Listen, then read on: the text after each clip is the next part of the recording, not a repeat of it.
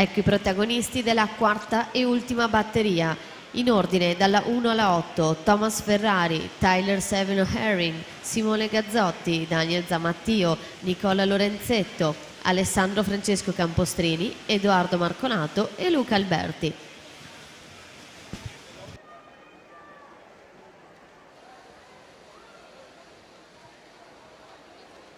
Journey Preville in corsia 4, Tobias Valdi alla 5, hanno ottenuto lo stesso passaggio 25-54 alla virata di metà gara, con Tobia che si porta davanti con i secondi 50, chiude in 52-78 e si mette alle spalle di Biasin in seconda.